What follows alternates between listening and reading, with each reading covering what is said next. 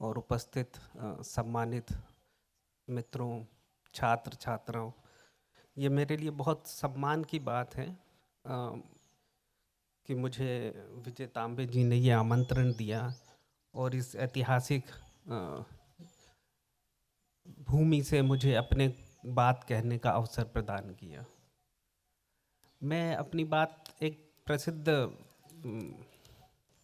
Philosopher हुए अखिल बेलग्रामी, उन्होंने कहा था गांधी के बारे में, वो लिख रहे थे तो उन्होंने कहा कि जब हम गांधी के बारे में लिखते हैं तो हम इस बात को लेके कन्फ्यूज़न नहीं रहता है कि हमने उनको सही तरह से समझे या नहीं समझे, लेकिन हम इस बात को लेके श्योर रहते हैं कि हमने उनको ठीक तरह से नहीं समझ पाया है, कुछ अभी भी बाकी रह गया है। ये उनके, तो मैं भी इसी बात से कहना चाहता हूँ कि मैं इस बात को लेके कतई संकोच या दुविधा में नहीं हूँ कि मुझे जो ये सम्मान दिया है उसके साथ मैं अपने वक्तव्य में न्याय कर पाऊँगा या नहीं कर पाऊँगा। मैं इस बात को लेकर पूर्णतः आश्वस्त हूँ कि मुझे जो सम्मान दिया गया है मैं उसके साथ न्याय नहीं कर पाऊँगा। ये मेरी रिक्वेस्ट है कि इसके साथ मैं अपनी बात रखना चाहूँ। मैं 3-4 बातें करना चाहता हूँ। पहली ये बात कि गांधी के विचार समझने में, गांधी की थिंकिंग में उनके केंद्र में क्या था, ये इस पर हम थोड़ा 5-7 मिनट 8 मिनट बात करेंगे। उसके बाद हम बात करेंगे क्या गांधी ने किस तरह से जाति के विरुद्ध लड़ाई लड़ी, और फिर तीसरी बात हम करेंगे कि अगर वो अभी यहाँ होते तो वो किस तरह से अपनी लड़ाई लड़ते। बस इतनी छोटी सी ही मुझे आप लोगों के साथ बात शेयर करनी है। तो जब हम गांधी की बातों को देखते हैं, वो चाहे सत्य की बात हो, चाहे अहिंसा की बात हो, चाहे सत्याग्रह की बात हो, तो उनके एक थिंकिंग में आप ये देखेंगे कि पाएंगे कि ओपननेस, वो एक तरफ ये भी कहते हैं मैं अनेकांतवादी हूँ कि सबके अपने अपने ट्रुथ होते हैं, और फिर वो ये भी कहते हैं कि मैं जो हूँ अद्वैता वेदांती हूँ, कि जो ये मानते हैं कि एक यूनिवर्सल ट्रुथ होता है। अहिंसा के बारे में भी वो जैनों की तरह रिजिड नहीं है, वो उनमें भी कुछ जो है एक्सेप्शन देते हैं। बहुत ही उन इस तरह के भी विचार है कि सारी जो है सारी all killings are not violence, तो वो कुछ स्पेस जो है उनके लिए भी देते हैं। इसी तरह सत्याग्रह के बारे में भी वो ये कहते हैं कि this is science in making, कि सत्याग्रह भी अभी उसके साथ प्रयोग चल रहे हैं और वो अभी पूर्ण रूप अपना ग्रहण नहीं कर पाया है। तो जो मैं आप लोगों को बताना चाह रहा हूँ वो ये है कि गांधी के विचारों में एक ओपननेस है, खुलापन है, एक निश्चितता नहीं है। वो प्रयोग कर रहे हैं बातों को उनके साथ, और वो जो है अपने विचारों को चेंज करने की, आगे अगर नए तथ्य प्राप्त होते हैं, कुछ नई जानकारी प्राप्त होती है, तो उसके अनुसार बदलने के लिए भी तैयार रहते हैं। जैसे मैं एक पढ़ के बताता हूँ, ये उनके बारे में रामचंद्र गुहा ने लिखा है कि वो जो आयुर्वेदिक के बारे में क्या सोचते हैं। उन्होंने लिखा, इन मार्च 1925 Gandhi was in Calcutta, here in a speech at the city Ayurvedic Vidyalaya, he recalled that at once time he used to swear by the Ayurvedic medicine and used to command it to all my friends who went in the Western medicine to go to these Ayurvedic physicians. But with experience, he found that our Ayurvedic and Unani physician lack sanity, they lack humility. Instead of that, I found in them arrogance, that they knew everything, that there was no disease which they could not cure. I found that they believed that their mere feeling of the pulse could enable them to understand whether the patient was suffering from appendix or some other disease. So उनका medicine को भी लेकर बहुत विचारों में जो है परिवर्तन हुए। जो लोग ये सोचते हैं गांधी बहुत रूढ़िवादी थे, जो ट्रेडिशंस को मानने वाले थे, ये ऐसा नहीं है। वो शुरुआत आयुर्वेदी से करते हैं, उसमें ट्रस्ट करके करते हैं, लेकिन जब उन्हें पता चलता है कि इसमें वांछनिक रिजल्ट नहीं मिल रहे हैं और एलोपैथी उनसे बेहतर तरीके से रिसर्च कर रही है, ऑब्जेक्टिविटी से वो अपने दवाई कर रहे हैं, उनके अपने उससे मतभेद हो सकते हैं, लेकिन वो उसकी एफिकेसी को लेकर वो आश्वस्त रहते हैं और उसकी बड़ाई करते हैं। और ऐसा भी लिखते हैं, Gandhi's view on modern medicine reveal a characteristic open ness of mind, a willingness to change view when the facts change, to adopt, modify, or even overthrow past preconception when confronted with the new evidence. तो जो मैं बताना चाह रहा हूँ, और वो क्यों, जब गांधी और जाति के बारे में हम बात कर रहे हैं उस समय ये बताना क्यों महत्वपूर्ण हो जाता है, वो इसीलिए कि हम गांधी को उन फिक्स खांचे में ना देखें। ये एक इवॉल्विंग विचार थे और वो समय के अनुसार जो है चेंज हो रहे थे। तो जब हम अगर गांधी पर बात करते हैं कि गांधी को कास्ट के संबंध में, एक जातिग्रस्त भारत के संदर्भ में हमें देखें, तो जो उन्होंने किया है उसी के रेलेवेंस को देखकर नहीं करना है, हमको एक इमेजिनेशन भी अपनी यूज़ करना होगा कि वो अगर आज होते तो वो किस तरह से अपनी लड़ाई में परिवर्तन करते। ये बात सारी चीज़ों पे लागू होती है, ये सिर्फ जाति के संदर्भ में नहीं है कि वो चरखा से जब वो बात कर रहे हैं कि एक जो है विलेज इकोनॉमिक रिवाइव करेंगे, तो वो क्या अभी भी उसी तरह चालू रहते हैं या उसमें कुछ इनोवेशन करते हैं, कुछ सोचते हैं, नई परिस्थितियों के अनुसार जो करते रहते हैं। तो ये पहली बात मैं आपको बोलना चाह रहा हूँ कि अगर हम गांधी के संदर्भ, आज के संदर्भ में हम गांधी को देखना चाहते हैं, तो जो सिर्फ गांधी ने किया है वही ना देखकर एक इमेजिनेशन का भी यूज़ करें और वो सोचें, क्योंकि उनके इसमें एक कंसिस्टेंसी जो माना जाता है, सामान्यतः कंसिस्टेंसी को एक वर्च्यू माना जाता है, उन्होंने उसको एक वर्च्यू की तरह ग्रहण नहीं किया। वो जिस तरह अंबेडकर ने कहा, he want to be more responsible person than consistent, वो उन बातों को छोड़ने के लिए तैयार होंगे जो उन्हें लगता है कि उन्होंने गलती करी उनकी थिंकिंग में, और वो एक नई चीज़ को अडॉप्ट करने के लिए भी तैयार रहेंगे। तो ये एक बात जो है, इस बात को मैं यहाँ आपके सामने रखना। लेकिन इसका ये मतलब भी नहीं है कि गांधी जो है पोस्ट मॉडर्निस्ट थे, कि सभी चीज़ उनके लिए कोई वैल्यू, सब प्यूरलिज्म है, किसी भी बात की कोई वैल्यू नहीं है और हमेशा चीज़ें बदलती रहनी चाहिए। जैसे फूको ने कहा था, do not ask who am I and do not ask me to remain the same. Gandhi ji के साथ ये चीज़ें फिट नहीं होती है। उनके लिए भी कुछ वैल्यूज़ थे, मूल्य थे जो हमेशा स्थिर थे और जो बदल नहीं सकते थे।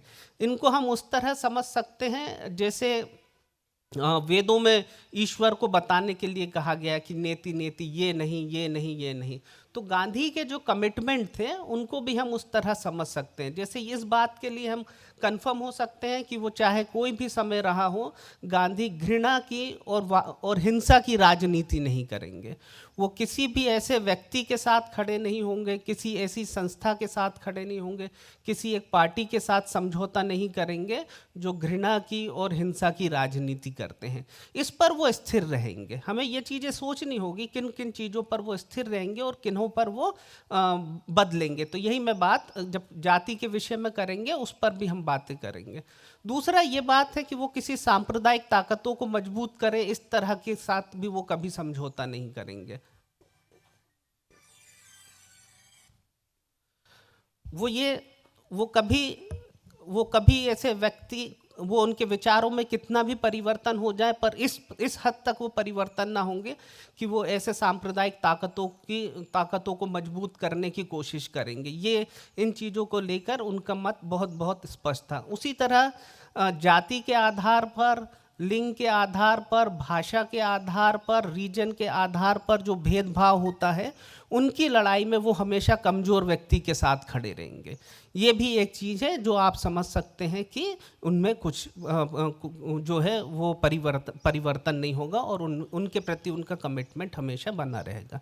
तो मैं फिर यही बात दोहरा रहा हूँ कि अगर हमें गांधी को आज के संदर्भ में, गांधी के जाति के विरुद्ध उनके संघर्ष में क्या सोच रही होगी, उनको विकेंद्रीकरण के समझ में उनकी क्या सोच रही होगी, तो उन्होंने जो किया है उसी से ना बांधे। उसमें कुछ एलिमेंट है जो स्थिर है, उसे ध्यान रखें, लेकिन जो कुछ चीज़ बदल रही है और उसे भी समझें और उसके हिसाब से उनका मूल्यांकन करें तो बेहतर होगा। अब दूसरी बात जो मैं आपसे बताना चाह रहा हूँ वो ये है कि गांधी ने जाति के विरुद्ध लड़ाई किस तरह लड़ी। यहाँ तक भी प्रश्न उठते हैं कि गांधी ने वास्तव में लड़ाई लड़ी भी या नहीं, कि ये माना जाता है कई लोगों को कि वो जाति, जब जाति पर सबसे ज़्यादा प्रहार हुआ और नष्ट करने की कोशिश की गई तो वो एक व्यक्ति थे जो उसके सामने खड़े हुए थे और वो जाति को बचाने का काम कर रहे थे। इस तरह की भी बातें हैं। और ये भी लोग मानते हैं कि जाति में उन जाति के विषय को लेकर उनके विचारों में परिवर्तन हुआ है। वो शुरुआत में कुछ बातें कहते थे, फिर बाद में कुछ बातें उन्होंने अलग तरीके से कही है। इस तरह की भी बातें हैं। तो ये बात को समझने आपको आश्चर्य होगा कि मैंने कहा कि वो कंसिस्टेंसी को कोई वर्च्यू नहीं मानते थे और ओपनली ये बोलते थे कि आप अगर मेरे विचारों में कुछ परिवर्तन आपको दिखता है तो पुराना वाले को छोड़ दिया जाए और जो मैंने आज कही गई है उस पर बात की जाए, उसे उनका अंतिम जो है व्यू माना जाए। लेकिन आपको आश्चर्य होगा कि जब जाति की बात होती है तो वो उन्होंने इस तरह के परिवर्तन को इनकार किया है। उन्होंने क्या कहा है, मैं आपको पढ़ के बता रहा हूँ। Whenever I have been obliged to compare my writing even of 50 years ago with the latest, I have discovered no inconsistency between the two। वो बोल रहे हैं उनको कोई इनकन्सिस्टेंसी उन दोनों के 50 साल और आज के भी अगर राइटिंग करें अगर कंपेयर करें तो उसमें उनको कोई इनकन्सिस्टेंसी नहीं लगती। पर वो कहते हैं but friends who observe inconsistency will do well to take the meaning that my latest writing may yield unless or of course they prefer the old one। वो पुराने को भी नकार नहीं रहे हैं, वो ये कह रहे हैं कि अगर बेहतर होगा कि आप मेरी लेटेस्ट राइटिंग लो और नहीं है तो आप पुरानी भी आप ले सकते हैं।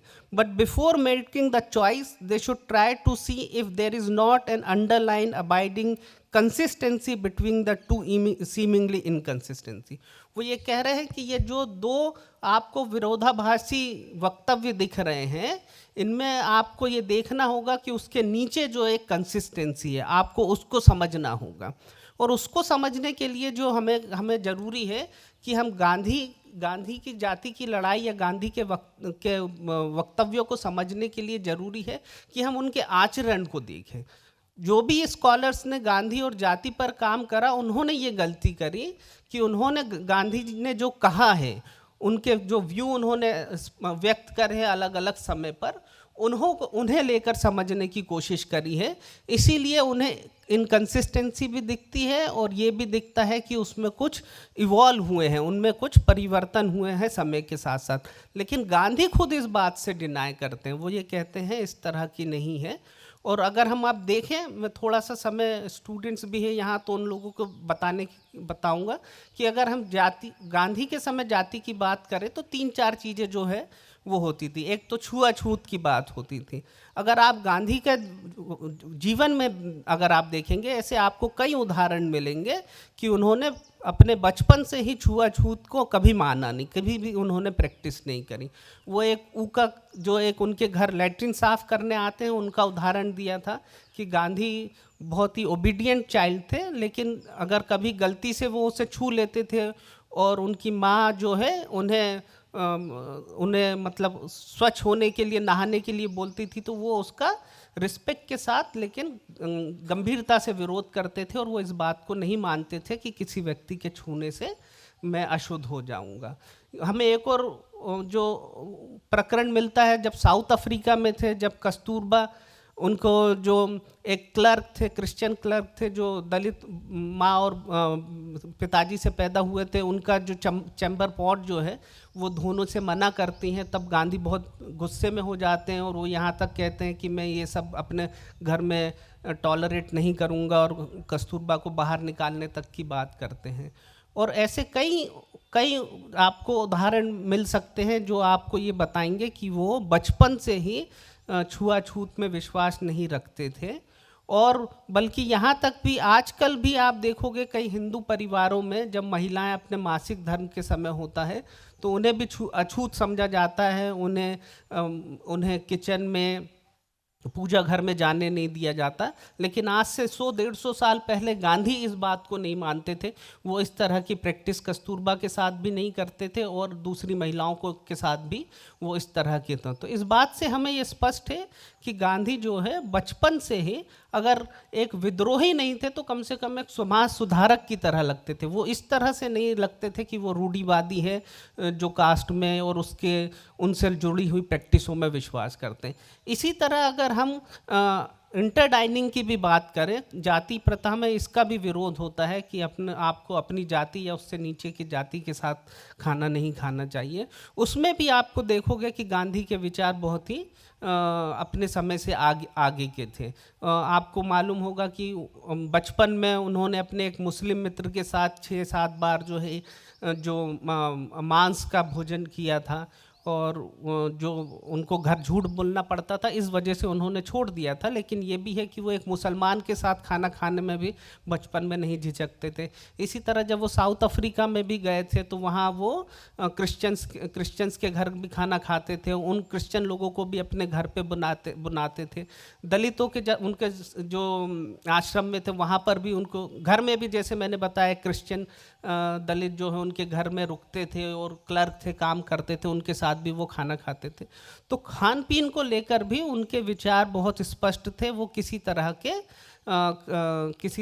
किसी तरह का उनको कोई इशू नहीं था किसी के साथ खान पीन करने में।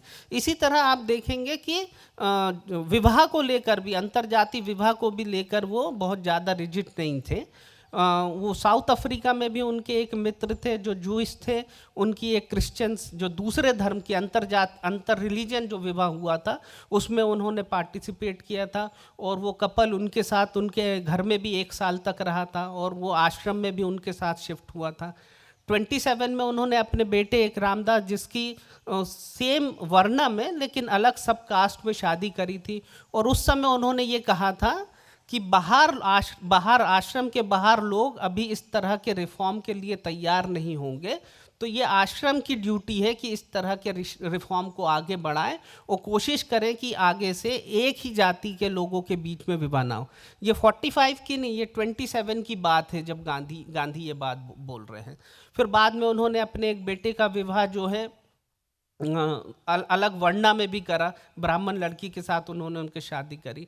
इसी तरह उन्होंने एक बेटी, दलित बेटी उन्होंने गोद ली हुई थी, उसके लिए भी उन्होंने खुद ढूंढकर एक ब्राह्मण लड़के के साथ उसकी शादी करी थी। ये 30s की बात है, ये वो जब बात नहीं है जब 40 जब वो ओपनली बोल रहे हैं कि मैं वो शादी को ब्लेस नहीं करूँगा जो जिसमें से एक जो है दलित ना हो। तो आप देखते हैं कि काफ़ी पहले से ही वो इन सब चीज़ों को लेकर बहुत ओपन माइंडेड थे, उस तरह से रिजिडिटी उन्होंने नहीं अपनाई। इसी तरह जाति के संदर्भ में ये भी माना जाता है कि अपने पैतृक जो है वो व्यवसाय का पालन करे। गांधी ने भी उनकी बायोग्राफी का जो पहला पैराग्राफ है उसमें ही वो ये बताते हैं कि पिछले 3 पीढ़ियों से उनके घर में जो है कोई पैतृक व्यवसाय नहीं कर रहा है, उन्होंने भी कोई पैतृक व्यवसाय नहीं करा, और उन्होंने दूसरे लोगों, अपने बच्चों को भी इस बात के लिए फोर्स नहीं करा कि वो जो है पैतृक जो है व्यवसाय है उसे उन्हीं को ही अपनाए। इसी तरह उन्होंने स्कूल्स भी खोले थे साउथ अफ्रीका में भी आकर, इंडिया में भी आकर, उसमें शिल्प प्रधान थे, प्राथमिकता दी जाती थी कि कौशल सीखा जाए, लेकिन इस बात पर जोर नहीं दिया जाता था कि जो आपका पैतृक व्यवसाय है जो है आपको उसी को करना।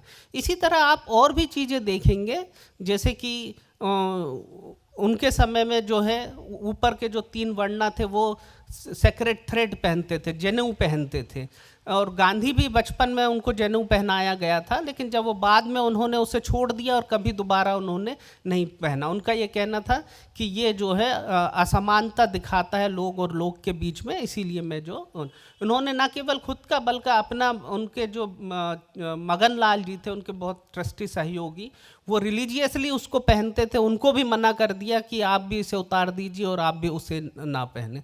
तो जो मैं संक्षेप में आपको ये बताना चाह रहा हूँ कि गांधी की जो ये एक छवि है कि वो ऑर्थोडॉक्स हिंदू थे, वो रूढ़िवादी थे, ऐसा नहीं है। अगर आप उनके आचरण का अध्ययन करेंगे, और भी पक्ष है, मैं उन सब में डिटेल में नहीं जाना चाह रहा हूँ, तो इससे आपको, बल्कि उनके आश्रम का भी अगर आप अध्ययन करोगे तो उनका कोई आश्रम जो है जाति व्यवस्था पर आधारित नहीं था, बल्कि वो सारे उन नियमों को पालन करता था जिससे कि जाति का विनाश हो। तो ये जो बात लोगों में फैली हुई है कि गांधी जो रूढ़िवादी थे, गांधी जाति प्रथा का नाश नहीं करना चाहते थे। मेरे ख्याल से ये इस वजह से भी फैली क्योंकि उनकी जो एक स्पेशल, जो उन्होंने एक तरीके से जो कास्ट को टैकल करने की कोशिश करी है, उसके कारण ये भ्रम पैदा किया। और वो ये जानते थे, उन्होंने ये कहा भी है कि इसके कारण कन्फ्यूज़न क्रिएट होता है, लेकिन बोले वो मुझे परेशान नहीं करता है, वो शायद आप लोगों के लिए परेशानी का विषय हो, लेकिन मेरे लिए परेशानी का विषय हो। तो हम देखते हैं कि उन्होंने किस तरह से जाति के विरुद्ध उन्होंने एक लड़ाई लड़ी। उसका विस्तृत मैं आपके साथ शेयर नहीं करना चाह रहा हूँ। ब्रीफली मैं आपको ये बताना चाह रहा हूँ कि उन्होंने साउथ अफ्रीका में थे तब भी जाति की उन्होंने बुराई करी, लेकिन भारत में आने के बाद उन्हें ये लगा कि यहाँ की जो जनता है, खासकर वर्ण हिंदू, वो अभी किसी तरह के रेडिकल रिफॉर्म के लिए तैयार नहीं है। तो इसीलिए उन्होंने सोचा कि उन्हें किस्तों में और धीरे धीरे करना चाहिए। ये उनके रिफॉर्म करने के तरीके का एक केंद्र बिंदु है, जिससे वो मेरे ख्याल से अगर आज भी होते तो वो उससे नहीं हटते। कि जो वो मार्क्सिस्ट नहीं थे कि वो बोलते हैं कि ओवरनाइट जो है एक क्रांति होगी और सब चीज़ों में परिवर्तन हो जाएगा। वो इस तरह का विश्वास नहीं रखते थे। वो ये मानते थे सामाजिक परिवर्तन जो करना है उसके लिए बहुत धैर्यवान होने की ज़रूरत है, और ये परिवर्तन बहुत धीरे धीरे और किस्तों में आगे बढ़ने पर होंगे। हम किसी तरह का रेडिकल रिफॉर्म की एक्सपेक्टेशन सामाजिक विषयों में नहीं करना चाहिए, ये उनका मानना था। तो मैं आपको बहुत संक्षिप्त में बताना चाहूँगा कि जब वो 15 से 17 तक 15 से 20 तक वो तो अपना जब भारत में आते हैं और अपना भ्रमण करते हैं और अस्पृश्यता के विरुद्ध जो है अपना अभियान चलाते हैं, वो बड़े सफाई के बड़े उसके पहली बार वो तब कहते हैं कि मैं एक रूढ़िवादी हिंदू हूँ। वो इसीलिए उन्हें ज़रूरत पड़ती है क्योंकि लोग उनके आंदोलन को गलत समझते हैं। वो ये समझने की कोशिश करते हैं कि ये उनका आंदोलन जो है अस्पृश्यता के खिलाफ जो आंदोलन है वो हिंदू धर्म के खिलाफ है, वर्णाश्रम धर्म के खिलाफ है। इसीलिए वो इस बात को जोर देते हैं कि मैं किसी भी तरह से वर्णाश्रम धर्म का नुकसान नहीं पहुंचाना चाहता हूं। मैं बस सिर्फ आपसे ये अनुरोध कर रहा हूं कि किसी को अछूत व्यक्ति को छूने से आप जो है अपवित्र हो जाए, ये ना माने। 15 से 17 तक उन्होंने सिर्फ इसी बात से संतोष करा कि अगर आप यही मान ले, मेरे लिए यही, आप देखिए कि किसी भी धर्म ग्रंथ में इस बात का हमें वर्णन नहीं मिलता है। वो बार बार जो है एक ही बात पर जोर देते हैं कि आप अगर कोई व्यक्ति के छूने से आप अशुद्ध हो जाते हैं, ये बात मानने के लिए तैयार ना हो। जब 20 में आकर वो उनकी एक राजनीतिक हैसियत में बढ़ावा होता है, लोगों में उनकी एक स्वीकृति बढ़ती है, तो उन्हें लगता है, और जब लोग असहयोग आंदोलन कर रहे होते हैं, बहुत उत्साह से भरे हुए होते हैं, और तब उन्हें लगता है कि वो कुछ और रेडिकल रिफॉर्म की उम्मीद जो है लोगों से कर सकते हैं, तब वो फिर से न्यू डिफाइन करते हैं। उनका कहना रहता है कि मैं ये नहीं मानूंगा अस्पृश्यता जब तक ख़त्म हो गई, जब तक सभी राष्ट्रीय स्कूलों में जो है दलित बच्चों का एडमिशन ना हो जाता है। अब वो नए तरीके से जो है अपनी लड़ाई को डिफाइन कर रहे हैं। अब वो ये कह रहे हैं कि अस्पृश्यता का निवारण, मेरे लिए वो अस्पृश्यता नहीं, वो जाति के विनाश की बात हो रही है। कि वो कह रहे हैं कि जाति का जब तक विनाश नहीं मानूंगा, जब तक सभी स्कूलों में, नेशनल स्कूलों में जो है दलितों का एडमिशन ना मिले। और उसके लिए वो एक और कार्य करते हैं, वो एक संस्था गांधी विद्यापीठ की स्थापना करते हैं, और उनसे जुड़े जितने भी स्कूल्स होते हैं उसमें ये बात को वो प्राथमिकता से रखते हैं कि उन्हें तब तक उनको एफिलेशन नहीं मिलेगा जब तक वो ये बात को अश्योर नहीं करते कि दलितों को भी उनके स्कूलों में एडमिशन ना मिले। तो मतलब वो एक आदर्श भी प्रस्तुत करते हैं कि इस तरह से जो है दलितों को स्कूल में हमको रखना है, और उनके बिना हमारी आज़ादी भी अधूरी है, और उनके बिना हमारा जाति का संघर्ष भी अधूरा है। ये 25-27 तक चलता है। 27 में जब देखते हैं कि समाज में कई तरह के अंबेडकर जो है जो जल सत्याग्रह करते हैं, और केरला में जो है मंदिर सत्याग्रह, जो रोड के परमिशन के लिए सत्याग्रह होता है, वो होता है। तो उसके बाद फिर वो अपनी पोजीशंस चेंज करते हैं और अपने मूवमेंट को रीडिफाइन करते हैं। वो ये डिफाइन करते हैं कि मैं जब तक अछूतों को मंदिरों में एंट्री नहीं मिलेगी तब तक मैं ये नहीं मानूंगा कि अस्पृश्यता का जो है विनाश हो गया है। तो इस तरह का वो जाति की लड़ाई को वो धीरे धीरे आगे बढ़ाते हैं और वो 27 से लेकर 32 तक वो इन सब बातों का ध्यान रखते हैं। वो मतलब अहिंसात्मक तरीके से लोगों के बीच में जागृति लाकर इस बात का ध्यान रखते हैं कि मंदिरों के द्वार जो हैं अछूतों के लिए खुल जाएं। तो इस तरह वो धीरे धीरे अपने 32 के बाद जब वो क्या करते हैं, 32 के बाद हरिजन सेवक संघ की स्थापना करते हैं और उसके बाद जो है एक अछूतों के बीच में, दलितों के बीच में सामाजिक सुधार आंदोलन, उनके लिए आर्थिक व्यवस्था, उनके स्कूलों के लिए स्कॉलरशिप, बच्चों के लिए स्कॉलरशिप आदि का अरेंजमेंट करते हैं। और वो बोलते हैं कि जाति में जब तक नहीं मानूंगा अस्पृश्यता का हमारा आंदोलन जो है पूर्ण हुआ है, जब तक इन लोगों की आर्थिक स्थिति और इनके बच्चों को हायर एजुकेशन प्राप्त ना हो। तो इस तरह वो नए तरीके से फिर वो डिफाइन करते हैं।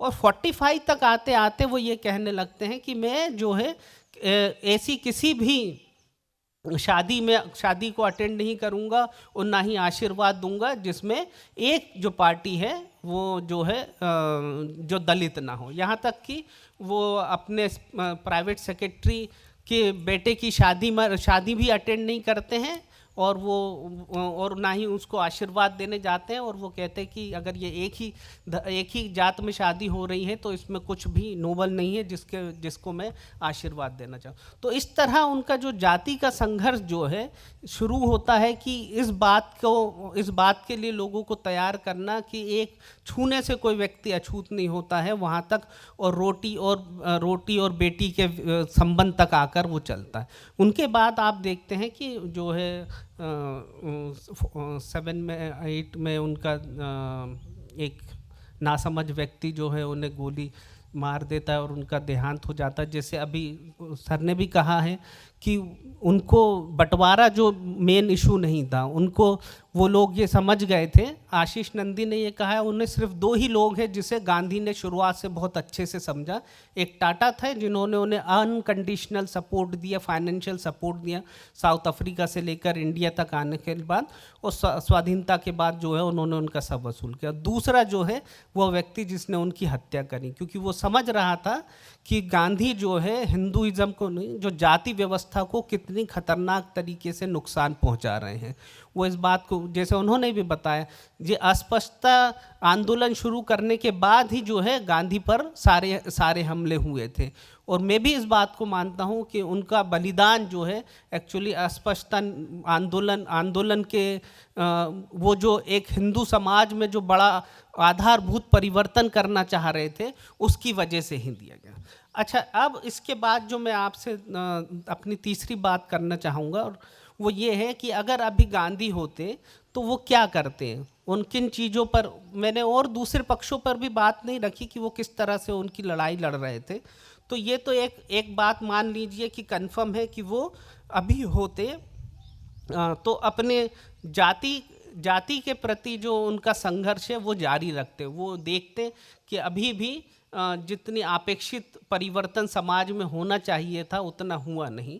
ये कह देना कि कोई परिवर्तन नहीं हुआ, ये गांधी, अंबेडकर, उन लाखों कार्यकर्ताओं का अपना अपमान होगा।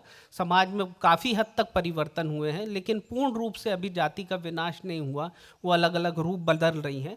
तो इसीलिए वो अभी होते हैं तो वो अपने संघर्ष को जो है जारी रखते। वो इस बात के लिए भी अभी भी वो इस बात पर अड़े रहते कि जो परिवर्तन जो होगा कि वो एक रात में नहीं होगा, ये धीरे धीरे किस्तों में होगा। और वो जो है अभी हम देखेंगे कि इसके आगे वो और क्या क्या कदम उठा सकते थे। और वो भी इस बात पर भी अभी भी वो कायम रहते कि जो परिवर्तन होंगे वो अहिंसा के माध्यम से ही होंगे, आपसी मेल मिलाप समझ बैठकर करने से ही होंगे। वो अहिंसा का रास्ता भी वो अभी भी अपनाए रखते, उसे नहीं छोड़ते।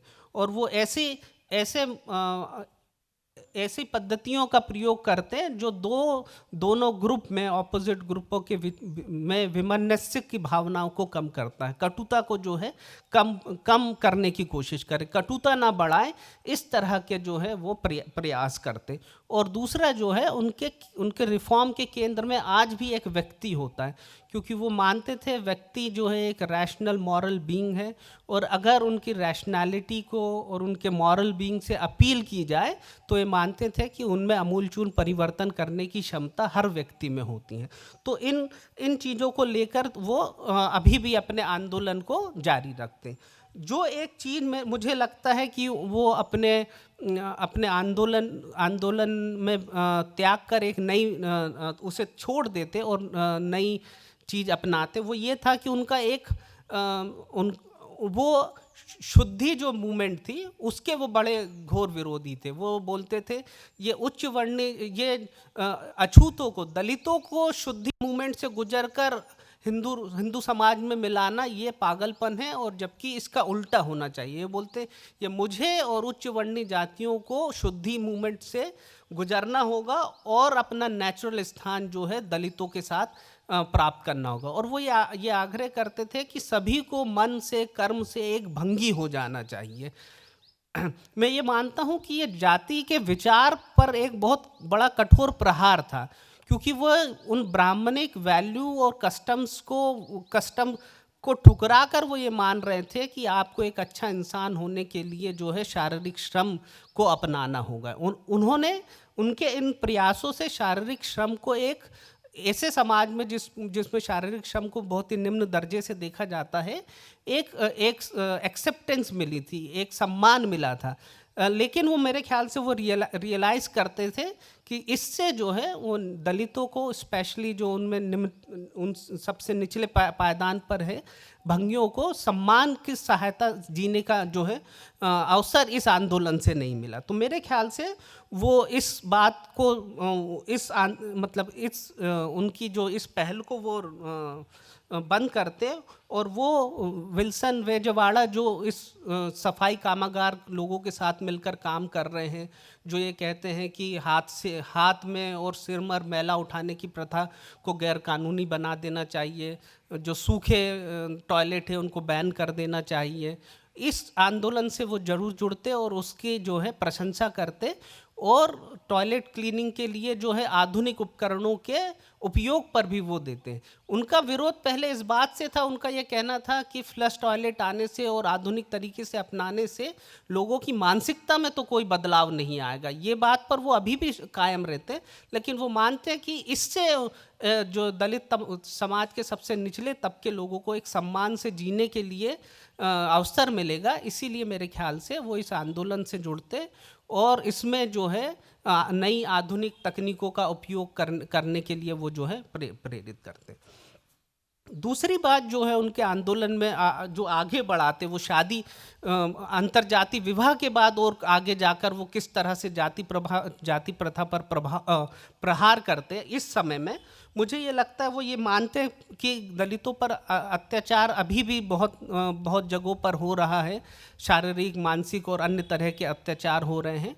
जो उन्होंने पहले नहीं करा था वो ये था कि जो उन्होंने दलितों को ऑर्गेनाइज करके उनको सत्याग्रह, उच्च जाति वर्णों के लिए सत्याग्रह करने के लिए उन्होंने तैयार नहीं किया और उनके लिए उन्हें आग्रह भी नहीं किया था। मेरे ख्याल से उसके पीछे 2-3 वजह थी। उसमें से एक ये भी था कि उन्हें मालूम था उस समय ब्रिटिश राज है और वो इस तरह के प्रयासों से उसको फ़ायदा मिलेगा, उसकी बांटो और राज करो की राजनीति को मजबूती मिलेगी, वो इस तरह से। दूसरा शायद मेरे ख्याल से उनका ये मिसकंसेप्शन भी था कि दलित एज ए ग्रुप जो है अभी इन सत्याग्रह करने के लिए पूर्ण रूप से तैयार नहीं है वो कम्युनिटी, और उसमें कुछ तरह का एजुकेशन और अवेयरनेस की बढ़ना चाहिए। और मुझे लगता आज वो इस बात को मान लेते कि दलित एज ए ग्रुप, इंडिविजुअल नहीं, वो इंडिविजुअल के लिए तो उन्हें मालूम था कई लोग जो है उस योग्य है, लेकिन एज ए समूह जो है सत्याग्रह करने के लिए जो रिक्वायर, उनके हिसाब से जो मिनिमम ज़रूरतें हैं उनको क्वालिफाई करते हैं। और इसीलिए वो मेरे ख्याल से वो दलितों को अपने विरुद्ध होने वाले शारीरिक हिंसा, मानसिक हिंसा के विरुद्ध सत्याग्रह करने के लिए वो तैयार करते और उनके किसी भी इस तरह के किसी भी प्रयास को जो है वो सपोर्ट करते। मेरे ख्याल से वो इस बात के लिए भी तैयार होते कि स्टेट को भी अब जो है, क्योंकि अब ये फॉरेन स्टेट नहीं है, ये लोगों के द्वारा भारतीयों के द्वारा ही चुनी गई सरकार है, तो वो ये भी चाहते कि सरकार जो है, स्टेट जो है, वो भी इसमें जो है एक महत्वपूर्ण भूमिका निभाए।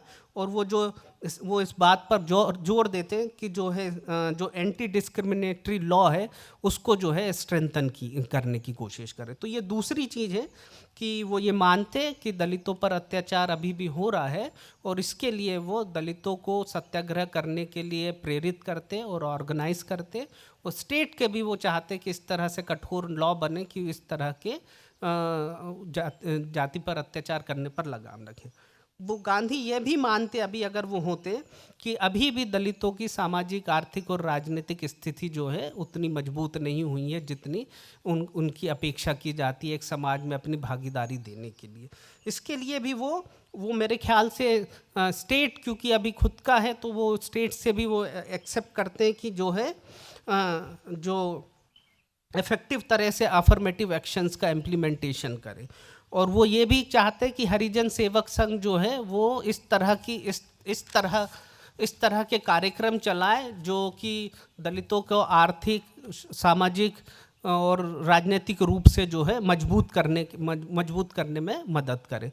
वो चाहते अब अगर एजुकेशन और अवेयरनेस फैलाने के लिए हरिजन सेवक संघ काम करे, वो चाहते कि स्कूल लेवल पर भी जो है जाति के बारे में बच्चों को सेंसिटिव करने के लिए प्रोग्राम, उनके कैरिकुलम में ये बातें डाली जाए कि ये किस तरह से हानिकारक है, उसके क्या क्या दुष्परिणाम है और किस तरह से उन्हें इस जाति को जो ऊंच नीच की भावना है उसको जो है त्याग किया जाए। इस तरह का एक प्रॉपर वो जो है, जिस तरह नई तालीम है उसमें मेरे ख्याल से वो ज़रूर चाहते कि एजुकेशन में भी एक पार्ट जो है बच्चों को जागरूक करने के लिए इसको बन जाए। उसी तरह वो अगर आज होते तो मेरे ख्याल से वो सोशल मीडिया का उपयोग करने में बिल्कुल नहीं झिझकते। वो बहुत इफ़ेक्टिव तरीके से सोशल मीडिया का उपयोग करते और ख़ासकर लोगों को जाति के विरुद्ध लड़ाई में जोड़ने के लिए और उनको अवेयर करने के लिए। इसी तरह वो अपने सोशल रिफॉर्म इनिशिएटिव में भी इंटरकास्ट मैरिज को भी जो है पुरजोर तरीके से अभी भी चला रहे होते हैं। और वो चाहते कि जो है किस तरह के उनके कमेटी जो ग्रास रूट लेवल पर भी जाकर लोगों को समझाया जाए कि जाति के क्या नुकसान हैं और जाति से किस तरह की देश की हानि हो रही है। जिस तरह उन्होंने अपने समय में स्वराज को जाति विनाश के साथ जोड़ा था, इस समय वो होते तो जाति देश की प्रगति के बाधक के रूप में जो है जाति को बताते और उसके विनाश जो है देश की प्रगति के लिए एक आवश्यक है। वो इस तरह से जो है अपना जाति के विरुद्ध का संघर्ष को उस तरह से वो पोर्ट्रेट करते। वो ये भी मानते कि जो है जो पॉलिटिकल अकाउंटेबिलिटी बने देश में, जो है लोग जो है अपने रिप्रेजेंटेटिव है उन पर ये दबाव डालें कि वो इस तरह की पॉलिसीज़ बनाएं, इस तरह से सपोर्ट करें, वो अकाउंटेबल हो कि जो है जाति के विरुद्ध जो है किसी भी तरह का अन्याय और किसी भी तरह का अत्याचार न हो। इसी तरह मेरे ख्याल से वो लीगल मेजरमेंट लेने के लिए भी नहीं हिचकते और वो चाहते कि देश में जो है कठोर से कठोर कानून बने जो जाति को लेकर जिस तरह का अत्याचार उन्हें यहाँ देखने को मिलता। बस इन्हीं शब्दों के साथ मैं अपना वक्तव्य समाप्त करता हूँ और आप सभी को धन्यवाद देता हूँ शांति से सुनने। Thank you.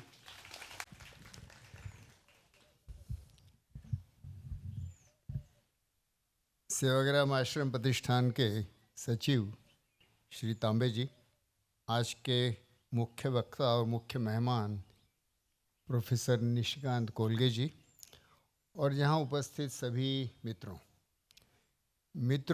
कहा तो मैंने सही, लेकिन यहाँ उपस्थित लोग मुख्यतः दो पीढ़ियों के हैं। कुछ मेरी पीढ़ी के आगे पीछे के जो अक्सर कुर्सियों पे पीछे बैठे हैं क्योंकि अब घुटने उनके दर्द करते हैं, और उसके आगे जो पीढ़ी बैठी है वो करीबन पूरी युवा पीढ़ी है। और आज ही सेवाग्राम में 2 युवा शिविर चल रहे हैं, तो उन सबको यहाँ उपस्थित देखकर मुझे बड़ी खुशी है। पहली बात तो आज शहीद दिन है, 30 जनवरी, और उस दिन सेवाग्राम आश्रम में जो पारंपरिक विषय है गांधी जी के बारे में, चरखा, अहिंसा, खादी, ये रखने के बजाय जाति प्रथा और गांधी ये विषय रखने के लिए ही मैं आश्रम को बहुत अभिनंदन करना चाहता हूँ। बहुत समयोचित विषय है, उसके आगे मैं चर्चा करूँगा। और दूसरा अभिनंदन ये करना चाहता हूँ कि उन्होंने जिस वक्ता को इस विषय पर बोलने के लिए बुलाया, कई वर्षों पहले, करीबन 10-15 वर्षों पहले, प्रसिद्ध लेखिका अरुंधति रॉय, जिन्हें बुकर प्राइज मिला है, बहुत सुंदर लेखिका हैं, लेकिन उन्होंने अंबेडकर जी की एक किताब की जब नई आवृत्ति निकली, उसके लिए एक लंबी प्रस्तावना लिखी, और उस प्रस्ताव में उन्होंने बड़े जोर शोर से ये इल्ज़ाम लगाया कि आज जो भारत में जाति प्रथा इतनी फैल रही है, उसके लिए महात्मा गांधी जिम्मेवार हैं। तर्क उनका ये कि जब अंबेडकर जाति प्रथा को समाप्त करने की बात कर रहे थे, कोशिश कर रहे थे, तब गांधी ने वो नहीं किया। गांधी ने आधा अधूरा समर्थन दिया, या तो गांधी ने सवर्ण व्यवस्था को मजबूत करने वाला ही भूमिका ली, और इसके लिए गांधी जिम्मेवार है। तो उन्होंने गांधी को जाति प्रथा का विलन इस रूप में पेंट किया। उन्होंने इकोनॉमिक पॉलिटिकल वीकली में उस पर लेख भी लिखे, यहाँ तक कि द लैंसेट जैसे मेडिकल जर्नल में भी एडिटोरियल लिखा गया कि आज के भारत की जाति प्रथा के लिए गांधी जिम्मेवार है। तो आप देख सकते हैं कि कितने बड़े पैमाने पे जो भी उन्होंने उनका नज़रिया पेश किया, उसका व्यापक परिणाम हुआ। इकोनॉमिक पॉलिटिकल वीकली में उस पर कुछ डिबेट चला, मैंने सब तो नहीं पढ़ा, लेकिन एक जो है गांधी जी के पोते और चरित्रकार राजमोहन गांधी, इन्होंने एक उसका प्रतिवाद किया अरुंधति रॉय के लिखने का, और उन्होंने, वो खुद ही एक बायोग्राफर है, इतिहासकार हैं, तो उन्होंने उस अरुंधति रॉय के जितने भी दावे हैं वो कितने थोथे और थोथे आधार पे, ऐतिहासिक आधार पे है, यह दिखाकर कोशिश ये की कि अरुंधति रॉय कोई सत्याधारित, फैक्ट्स पर आधारित बोल ही नहीं रहे हैं, अपने मन की कल्पना के आरोप कर रही हैं। और दूसरा लेख बड़ा सुंदर जो आया था वो कोलगे जी का था। नाम मेरे लिए उस समय पूरा अपरिचित था, लेकिन अचानक एक कोई निशिकांत कोलगे नाम का आदमी लेख लिखता है। उस लेख के मुद्दे तो मैं अब नहीं दोहराऊंगा, उन्होंने खुद ही बहुत सुंदर ढंग से हमारे सामने मुद्दे पेश किए हैं। उसमें का एक मुद्दा तो मुझे गजब का छू गया, इसलिए दोहराने की रिस्क लेकर भी मैं उसको फिर से आपको कोशिश कर रहा हूँ। उन्होंने तो कहा ही है, उन्होंने कहा कि गांधी जब कहते हैं कि मेरा जीवन ही मेरा संदेश है, तब वो ये कह रहे हैं कि मेरे शब्द तो बदल सकते हैं। कल मैंने एक कहा, आज मैं दूसरा कुछ कहूँगा, शब्द बदल सकते हैं, तो इसलिए मेरे शब्द मत देखो, मेरा वर्तन देखो, मेरा आचरण देखो, और जो मेरा आचरण है वो मेरी सही कसौटी है कि मैं क्या कहना चाहता हूँ। और फिर गांधी के आचरण के उन्होंने कई हमको भी उदाहरण दिए कि आचरण में तो गांधी हमेशा ही बचपन से ही अस्पृश्यता विरोधी रहे, और इसलिए गांधी की जाति प्रथा पर जो भूमिका है, अस्पृश्यता पर भूमिका तो बहुत साफ है। जो एकदम अंधे हैं वही गांधी की अस्पृश्यता की भूमिका पे है, गांधी अस्पृश्यता समर्थक ऐसा कह सकते हैं। लेकिन गांधी की जाति प्रथा के बारे में जो भूमिका है, हमको गांधी के और गांधीवादियों के वर्तन में देखना चाहिए। कोलगे जी ने बहुत उदाहरण दिए हैं, मैं उनमें सिर्फ जोड़ देता हूँ। आपको 3-4 नामों का मैं जिक्र करता हूँ। एक नाम है विनोबा, जो यहाँ नालवाड़ी में अस्पृश्यों की बस्ती में जाके रहा और जो सुरगांव में जाके हर रोज भंगी का काम किया करता था, ग्राम सफाई किया करता था। दूसरा नाम है अप्पा साहेब पटवर्धन, जो ब्रिटिश जेल में थे फ्रीडम मूवमेंट में, स्वतंत्रता आंदोलन में, और उन्होंने इसलिए उपोषण किया कि चूंकि वो ब्राह्मण थे, उनको ब्रिटिश सरकार संडास सफाई का काम नहीं देती थी जेल के कानून के अनुसार, और उन्होंने इसके लिए उपोषण किया कि मैं गांधी का चेला हूँ, संडास सफाई करना मेरा व्रत है, ये तो मेरी शुद्धिकरण की प्रक्रिया है, ये ब्रिटिश सरकार मुझे करने नहीं देती है, इसलिए मुझे भंगी का काम करने दो, इसलिए एक ब्राह्मण उपोषण कर रहा है। तीसरा उदाहरण यहीं पे पास में गोपालराव वाळुंजकर, कि जिन्होंने वर्धा के इर्द गिर्द जो महार कम्युनिटी के लोग और चमार कम्युनिटी के लोग थे, वो मजबूरन उस समय की आर्थिक अवस्था और धार्मिक सामाजिक अवस्था के कारण वो मजबूरन मरे हुए जानवर का मांस खाने पे मजबूर थे। इससे ज़्यादा अधपतन किसी इंसान का क्या कर सकते हैं आप। तो वाळुंजकर जी ने उससे उनको छुड़वाने के लिए मरे हुए जानवर के चमड़ी को किस ढंग से काटे, उनका विच्छेदन कैसे करें, चमड़ी कैसे निकाले, उसको कैसे प्रोसेस करें, चर्मालय नालवाड़ी के पास शुरू हुआ, गोपालराव वाळुंजकर। और ध्यान में लिए तीनों के तीनों ब्राह्मण हैं, भावे, पटवर्धन, वाळुंजकर, तीनों ब्राह्मण हैं। गांधी की ये करामत है कि उन्होंने सवर्णों को, जो अवर्णों के काम माने जाते हैं, उसमें भी जो सबसे नीचे के काम माने जाते हैं, वो काम करने में जैसे ब्राह्मण का सम्मान है, ब्राह्मण की आत्मशुद्धि है, ऐसा उन्होंने एक ढंग से हम कहें कि सांस्कृतिक क्रांति, धार्मिक क्रांति का रूप इसको दे दिया।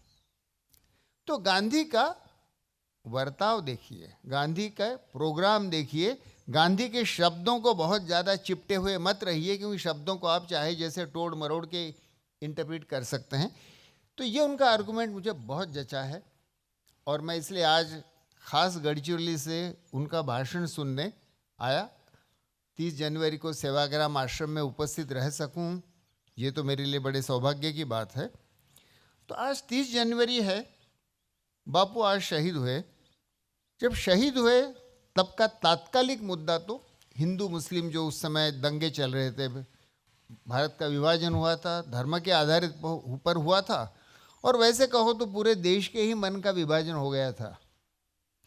उसको बांटने की कोशिश बापू कर रहे थे, और जैसा माना जाता है कि उन्होंने हिंदू मुस्लिम प्रश्न पर जो भूमिका ली, और जैसे कोलगोई जी ने कहा कि उसके पहले भी उन्होंने जाति प्रथा हटाने के लिए जो भूमिकाएं ली, उसके विरोध में एक सनातनी हिंदू ब्राह्मण ने उनकी हत्या की।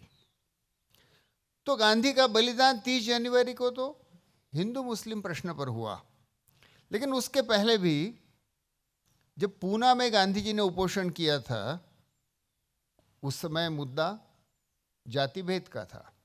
स्वतंत्र मतदार संघ, जाति पर आधारित स्वतंत्र मतदार संघ का मुद्दा था, और उस समय भी गांधी करीबन शहीद हो ही गए थे, बच गए।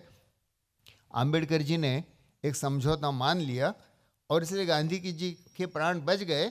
लेकिन गांधी ने 30 जनवरी 48 को ही एक बार आहुति नहीं दी, उसके पहले भी एक बार जाति के प्रश्न पे उन्होंने करीबन आहुति दी है। गांधी जाति अस्पृश्यता के प्रश्न पर तो उनकी भूमिका बहुत साफ है, उसके बारे में कोई बहुत कन्फ्यूजन या उन पे इल्ज़ाम नहीं है।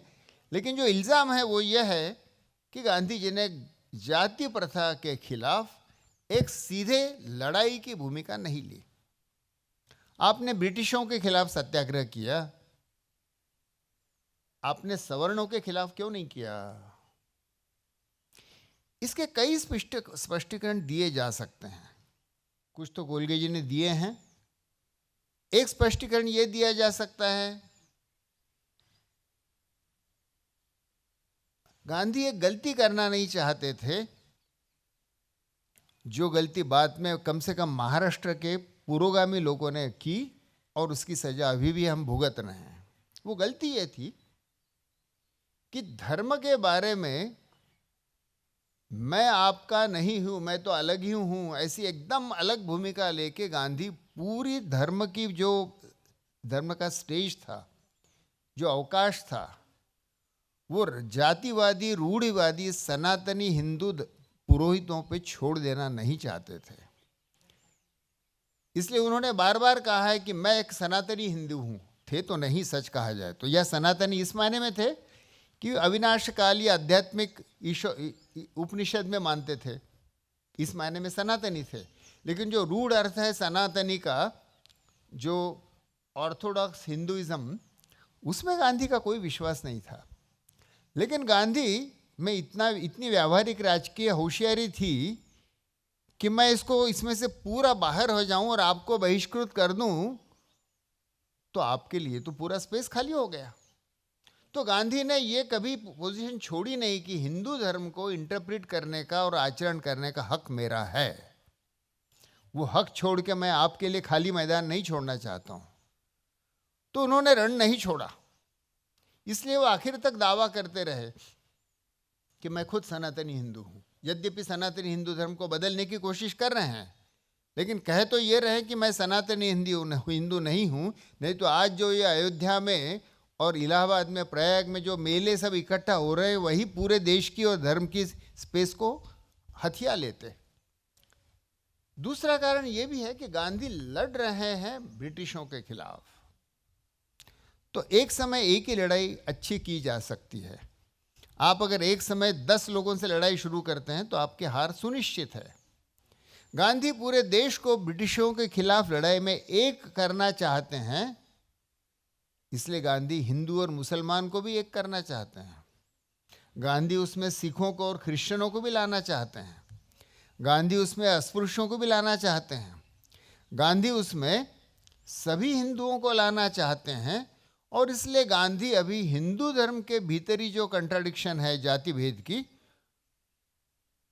उस दुखती हुई नब्ज को बहुत ज्यादा कुरेदना नहीं चाहते हैं। ये आगे की लड़ाई है। लेकिन आज तो मुझे ब्रिटिशों से लड़ाई लड़नी है। आज तो मुझे पूरे भारत को आज़ादी दिलवानी है। तो वो जब दिलवानी है तो पूरे भारत को एक करना पड़ेगा। ऐसा नहीं कि सवर्ण के खिलाफ अवर्ण, हिंदू के खिलाफ मुस्लिम, मजदूर के खिलाफ मालिक। आप ये देखेंगे कि गांधी ने एक अहमदाबाद का सत्याग्रह छोड़ दिया तो बाद में कभी भी क्लास बेसिस पर भी उन्होंने कोई सत्याग्रह नहीं किया। तो इसलिए कि गांधी अभी तो सबको जोड़ के ब्रिटिशों की लड़ाई पहले लड़ना चाहते हैं। आपको आपकी प्राथमिकता चुननी पड़ती है। गांधी ने बड़ी प्राथमिकता चुनी है कि पूरे भारत के उस समय जो 40 कोटि आबादी थी, सबको मैं आज़ादी दिलवाना चाहता हूँ। तो इस 40 कोटि लोगों के बीच की जो और छोटी छोटी लड़ाइयाँ हैं, अभी मैं इनको उभार नहीं दूंगा, क्योंकि उनको उभार देना बेवकूफ़ी होगी। कोई अपने ही सेना दल में थोड़ी ना आपसी लड़ाई लगा देता है और फिर कहता है कि मैं बाहरी शत्रु से लड़ूंगा। तो गांधी सेनापति थे।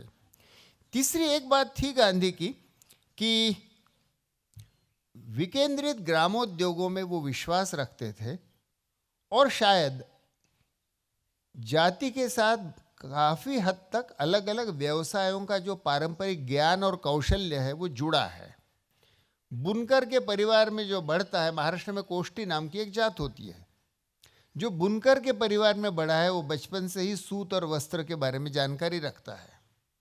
जो किसान के परिवार में बढ़ा है उसको ये बताना नहीं पड़ता है कि मूंगफली ऊपर नहीं लगती है, ज़मीन में लगती है, और कपास भी ऊपर लगती है, ज़मीन में नहीं लगती है।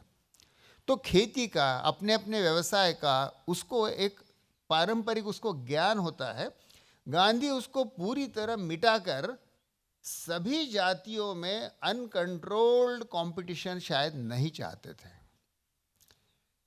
आज ग्लोबलाइजेशन में अनइनहिबिटेड कंपटीशन है। भारत का आईटी का जवान अमेरिका के आईटी वालों से कॉम्पीट करता है। चीन में जो मैन्युफैक्चर करता है वो पूरी दुनिया में अपना मैन्युफैक्चर गुड भेजता है। तो स्पर्धा जो है वो ग्लोबल हो गई है। और जब स्पर्धा ग्लोबल होती है तो उसके क्या परिणाम हो रहे हैं पिछले 20-25 सालों में हम देख रहे हैं। अभी आज का विषय नहीं है, उसमें नहीं जाऊंगा।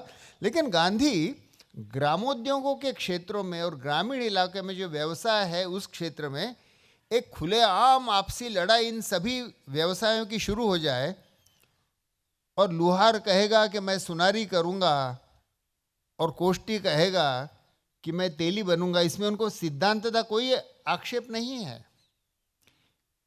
लेकिन मेरे ही लोगों में ऐसी स्पर्धा अगर हो तो ये स्पर्धा शायद हानिकारक होगी, ये उनका एक मत हो सकता है। और आखिर ये है कि गांधी अहिंसक हैं, और अहिंसा स्थूल रूप में तो बड़ी आसान है देखना पहचानना, लेकिन सूक्ष्म हिंसा जो होती है वो ज़्यादा मुश्किल होती है पहचानना, देखना। और जब सूक्ष्म होती हिंसा होती है तो आदमी ज़्यादा तिलमिला उठता है। मेरी जो धार्मिक श्रद्धाएं हैं, मेरी जो सांस्कृतिक श्रद्धाएं हैं, उन पर अगर कभी आक्रमण होता है तो अक्सर आदमी बहुत ज़्यादा विवेकपूर्ण विचार नहीं कर सकता है। और ये मेरे धर्म पे आक्रमण हुआ, मेरी जाति पे आक्रमण हुआ, मेरे संस्कारों पे आक्रमण हुआ, और ऐसा करके आदमी की प्रतिक्रिया जो है वो हिंसक होती है अक्सर। गांधी जी को इसका भान था, इसलिए भारत की जनता की, सवर्णों की जो सांस्कृतिक पारंपरिक मान्यताएं हैं जाति के बारे में, उस पर कठोर प्रहार करने का काम डॉक्टर अंबेडकर ने किया, और उनका प्रहार वैसे सही था। लेकिन गांधी ने वो नहीं इसलिए किया कि वो जानते थे कि हिंसक भाषा का और आक्रामक भाषा का रिस्पॉन्स डबल आक्रामक होता है। अहिंसा के बारे में गांधी बहुत वैज्ञानिक थे, इस मायने में वैज्ञानिक थे कि वो जो न्यूटन का तीसरा लॉ है, for every action there is equal and opposite reaction, तो गांधी जानते हैं कि अगर मैं सवर्णों की धार्मिक श्रद्धाओं पे बहुत ज़्यादा तीखी टीका करूंगा, बहुत रैडिकल उपाय अभी बताऊंगा, तो उतनी ही तीखी रिएक्शन होगी। तो वैज्ञानिक क्या करेगा?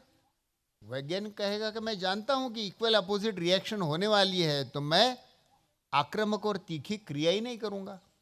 अगर मैं प्रतिक्रिया नहीं उभारना चाहता हूं तो होशियारी इसमें है कि मैं पहले ही आक्रामक हिंसक क्रिया न करूं। तो गांधी ने इसलिए बहुत तीखा आक्रमण नहीं किया है। उन्होंने यह माना है कि धार्मिक श्रद्धाएं और सांस्कृतिक श्रद्धाएं धीरे धीरे इंक्रीमेंटली बदलती है। बड़ा सुंदर शब्द उन्होंने इस्तेमाल किया कोलगे जी ने, कि धार्मिक श्रद्धाओं पे अगर बहुत तीखी टीका होती है तो आदमी का दिमाग ही नहीं चलता है, उसका फिर दिल उबल पड़ता है, और जो समझाने से मैं समझ सकूं उसके भी बीच में रोड़े खड़े हो जाते हैं, दीवारें खड़ी हो जाती हैं। तुम मुझ पर आक्रमण कर रहे हो तो मैं अब तुम पर आक्रमण करूं। इसलिए गांधी अहिंसक है। सांस्कृतिक श्रद्धाएं वो समझा बुझा कर धीरे धीरे धीरे धीरे इंक्रीमेंटली लाना चाहते हैं। ये समस्या बार बार गई है। देखिए, डॉक्टर अंबेडकर जब नेहरू जी के पहले मंत्रिमंडल में हैं तब हिंदू कोड बिल लाया गया। डॉक्टर अंबेडकर बहुत ज़्यादा रेडिकल रिफॉर्म चाहते थे हिंदू समाज में, और हिंदू समाज की प्रतिक्रिया इस पर बहुत तीखी होगी इसका एहसास नेहरू जी को था। तो नेहरू जी ने अंबेडकर जी का हिंदू कोड बिल नहीं स्वीकार किया। यह मजबूरी थी, वो सिद्धांत था उसमें मानते थे, लेकिन वो मानते थे कि भारत का हिंदू समाज अभी इसके लिए तैयार नहीं है, और इसको सरकार की ओर से हम ला देंगे तो बहुत तीखी प्रतिक्रिया हुई। इस पर अंबेडकर जी ने फ्रस्ट्रेट होके उस मिनिस्ट्री में से इस्तीफा दे दिया। अंबेडकर जी बहुत तेजी से बदलाव चाहते हैं, क्योंकि उनकी अधीरता समझ सकते हैं। जिस समाज से वो आए थे उसमें अधीरता होना स्वाभाविक है कि जल्दी से जल्दी ये जाति प्रथा टूटे। लेकिन गांधी और नेहरू दोनों हिंदू की मानसिकता पर भी उनकी समझ है, और वो जानते हैं कि इन पर आक्रमण करके तो इनसे ही हमारा अलगाव हो जाएगा। तो फिर परिवर्तन क्या हुआ? सिर्फ बिछुड़ना ही हुआ। तो ये कोई बहुत समझदारी की भूमिका नहीं होगी। इसलिए गांधी जी ने इस विषय पर बहुत आक्रामक भूमिका नहीं ली है। और इसलिए कोलगे जी का ये जो आर्गुमेंट है, इसलिए गांधी ने क्या कहा इसके बजाय उन्होंने कृति क्या की खुद के अपने जीवन में। तो जो गांधी कोर्ट में कहता है कि मेरा व्यवसाय क्या है, तो मैं किसान और जुलाहा हूं, है तो सवर्ण, लेकिन कह रहे हैं ये जो है ये शूद्रों का काम है। भारत की वर्ण प्रथा में ये शूद्रों का काम है। गांधी खुद को डिक्लेयर कर रहे हैं कोर्ट में, शपथ लेकर डिक्लेयर कर रहे हैं कि मैं किसान और जुलाहा हूं। गांधी के आखिरी दिनों में यहाँ एक चितड़े जी, वासुदेवराव चितड़े, एक उस समय युवा थे, उनकी यादें अगर आप पढ़ें तो उसमें गांधी जी ने बहुत बाद की उम्र में 40 से 45 की उम्र में उन्होंने कहा कि मैं सिर्फ सूत काटता हूँ, ये तो काफ़ी नहीं है, मुझे पूनी बनाना आना चाहिए। तो पूनी कैसे बनाएंगे, इसके लिए वासुदेवराव चितड़े, जो उस समय 18-20 साल का युवा था लेकिन उसमें तज्ञ था, तो गांधी उससे सीख रहे हैं। तो गांधी बुनकर का काम भी बारकाई से सीख रहे हैं। गांधी दक्षिण अफ्रीका में चप्पल बना रहे हैं, चमार का काम है, खुद चप्पल बना रहे हैं और अपने दुश्मन को, दुश्मन शब्द मेरा गलत है, लेकिन अपने विरोधक को, जनरल स्मट्स को वो चप्पल भेंट दे रहे हैं। तो गांधी ने अपने जीवन में तो ये व्यवसाय आधारित सभी जाति प्रथाओं को तोड़ा है, और गांधी ने जो आचरण किया है वो गांधी की कसौटी है। अब ये तो हुआ गांधी के बारे में। सवाल यह है कि जिस जाति भेद के खिलाफ डॉक्टर अंबेडकर ने बहुत ज़्यादा फ्रंटल और गांधी ने ज़्यादा सूक्ष्म और सबको साथ में लेके परिवर्तन की कोशिश की, आज स्थिति हम उल्टी देख रहे हैं। आज हम ये देख रहे हैं कि जाति भावना, जातिगत पॉलिटिक्स तो बढ़ते ही जा रहा है। और अभी का इलेक्शन या उसके पीछे का इलेक्शन, आप राज्य के इलेक्शन देखिए या देश के इलेक्शन देखिए, सब के सब उम्मीदवारों के चुनाव जाति के आधार पे हो रहे हैं। सब पॉलिटिक्स जाति के आधार पे हो रहा है। जैसे राजनीतिक दल जो हैं वो जैसे एक एक जाति का एक एक राजनीतिक दल है, नाम तो नहीं लूंगा अभी। जाति की भावना बल्कि ज्यादा प्रबल होते जा रही है। पूरा समाज और पूरा पॉलिटिक्स कास्ट पॉलिटिक्स हो गया है। यहां तक कि राहुल गांधी और कांग्रेस पक्ष कास्ट सेंसस की बात मांग करने लगे हैं। अब वो आज के पॉलिटिक्स, शॉर्ट टर्म पॉलिटिक्स में उनका एक तरीका है कि जो धर्म के आधार पे अगर बीजेपी धर्म हिंदुओं को साथ लाता है तो ये उससे भी और ज़्यादा नीचे जाके जाति के आधार पे सेंसस करवा के सभी जातियों को उसका फ़ायदा मिले, इसलिए जाति का आधार लेना चाहते हैं। सही गलत में मैं नहीं अभी कोई मूल्यांकन कर रहा हूँ, मैं इतना ही कह रहा हूँ कि गांधी और अंबेडकर दुर्भाग्य से दोनों ही आज फेल हो गए हैं जाति के प्रश्न पे। और उनके समय तो कितना जाति भेद था और कितनी जाति भावना प्रबल थी, मैंने वो समय देखा नहीं है, लेकिन मैं मानता हूँ कि जाति प्रथा और जाति भावना कमज़ोर होते होते एक दिन ख़त्म होनी चाहिए, ऐसा ज़्यादातर लोगों का उस समय, जिसको हम कहते हैं हवा थी, उस समय हवा थी कि जाति प्रथा खत्म हो जानी चाहिए। आपको थोड़ा सा व्यक्तिगत जिक्र कर रहा हूँ इसलिए आप मुझे माफ़ करेंगे। मेरी पत्नी जो बनी बाद में, रानी और मैं दोनों मेडिकल कॉलेज में 9 साल साथ में पढ़े। फर्स्ट MBBS से MD तक हमने साथ में किया। उसके बाद जब मैंने उसको शादी को लिए प्रपोज किया और उसने वो स्वीकारा, उसके बाद कुछ दिन बाद उसने मुझे कहा कि मेरे घर से बहुत विरोध हो रहा है। तो मैंने कहा भाई क्यों विरोध हो रहा है? मैं मानता था कि मैं अच्छा कैंडिडेट हूं, तो क्यों विरोध हो रहा है? तो उसने कहा हमारी जाति अलग है। तो मैंने उसको पूछा तुम्हारी जाति क्या है? मैंने उसको शादी के लिए प्रपोज किया लेकिन मुझे उसकी जाति पता नहीं थी और मेरे दिमाग में सवाल भी नहीं आया कि इसकी जाति क्या है।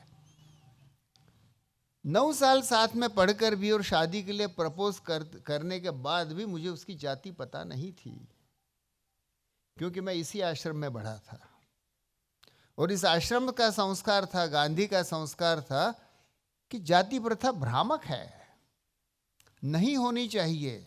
और वो इतना अंदर गया था कि ये कोई सिर्फ बौद्धिक नहीं था विश्वास की जाति प्रथा नहीं मानना है, अपनी और उसकी जाति के बारे में मुझे कोई एहसास ही नहीं था। तो जाति प्रथा खत्म हो जाएगी ऐसा हम मानते थे जब युवा थे। सामाजिक आंदोलन थे, जेपी के संपूर्ण क्रांति आंदोलन में हम मानते थे कि जाति प्रथा खत्म हो जाएगी। दूसरा एक व्यक्तिगत जिक्र कर ही दूं, हम बंग परिवार में पिछले 2 पीढ़ियों में कुल 7 शादियां हुई हैं। सातों की सातों शादियां अंतरजातीय हुई है।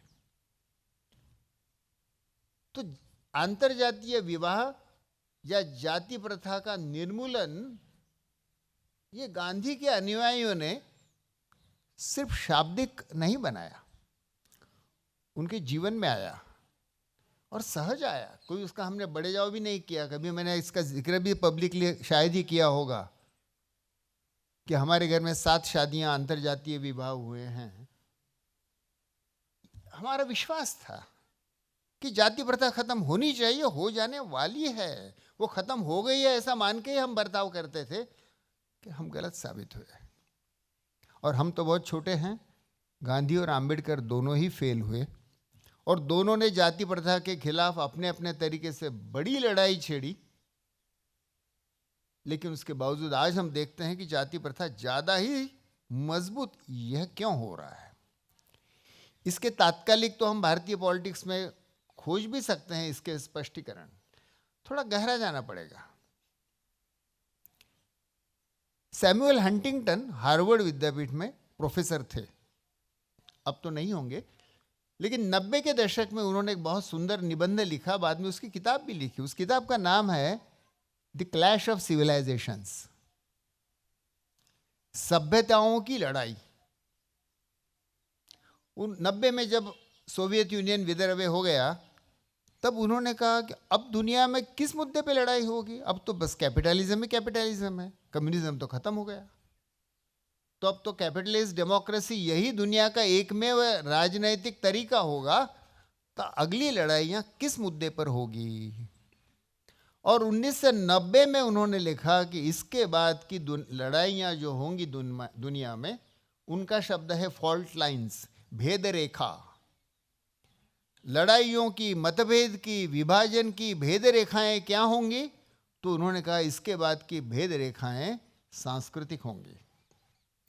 और सांस्कृतिक से उन्होंने आगे विश्लेषण भी किया, इसमें धार्मिक होंगी, वांशिक होंगी, रेस की, जाति की होंगी, भाषा की होंगी और राष्ट्रवाद की होंगी।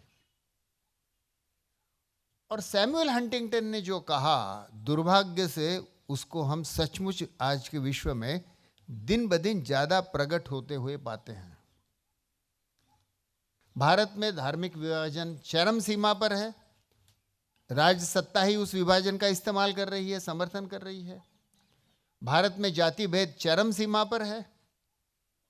दुनिया में वंश भेद चरम सीमा पर है।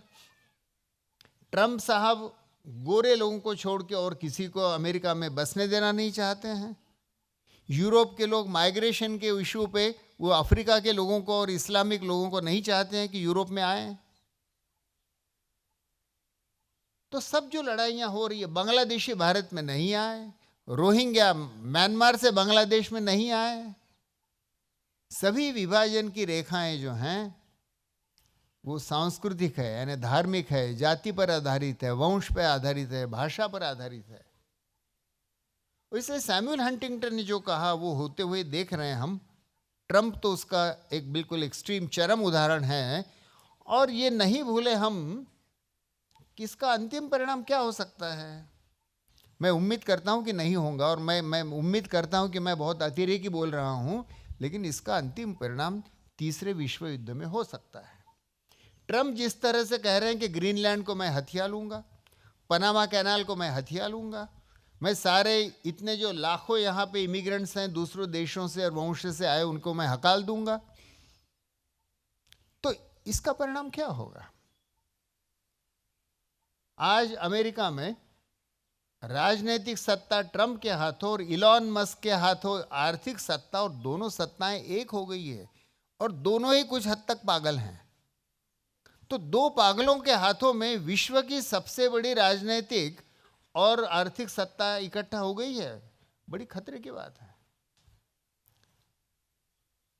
तो ये जो आज का जो हो रहा है, इसको पहले हमको समझ लेना चाहिए। इसके परिणाम जाति कोई सिर्फ छोटी मेरे गांव में ही है या मेरे ज़िले में या मेरे पार्लियामेंट्री सीट में ही है, ऐसा नहीं है। ये तो एक मायने में अलग अलग रूपों में पूरे विश्व में फैली हुई है। तो ये जाति क्यों है ये हम समझ लें। इसके उपाय तो कई उपाय, कोलगे जी ने बहुत अच्छे ढंग से चर्चा की। उसमें 2-4 जोड़ दूं। एक उपाय जो नेहरू और अंबेडकर जी ने माना था, उनको उम्मीद थी कि जैसे जैसे आधुनिकीकरण होगा, शहरीकरण होगा, औद्योगिकरण होगा, तो उसमें तो जाति का कोई स्थान नहीं है। मिल में मजदूर है, कोई भी मजदूर हो सकता है। इसका एक बड़ा इंटरेस्टिंग उदाहरण, जब पूना बम्बई ट्रेन शुरू हुई, डेक्कन एक्सप्रेस, वो रेलवे लाइन डाली गई, ब्रिटिश कंपनी ने शुरू की, तो वो ट्रेन में जो डिब्बे थे उसमें सभी लोगों को एक साथ बैठना पड़ता था। पूना के ब्राह्मणों ने ये मांग की कि ये ऐसे नहीं हो सकता है, ये हमारे पड़ोस में कौन जाति का बैठा है कौन जानता है, हमारा धर्म इससे डूब जाएगा। तो ब्राह्मणों के लिए आप एक, जैसे क्लास होता है फर्स्ट क्लास सेकंड क्लास, वैसा एक ब्राह्मण क्लास का डिब्बा उसमें जोड़िए। और जो ब्रिटिश कंपनी थी उन्होंने पूरी तरह से उसका इनकार कर दिया कि ये बिल्कुल नहीं करेंगे। उनका आधार कोई धार्मिक या सैद्धांतिक होगा ऐसा मुझे नहीं लगता है, उन्होंने सीधा सीधा आर्थिक विचार किया होगा। तो पूना के ब्राह्मणों ने उस ट्रेन पे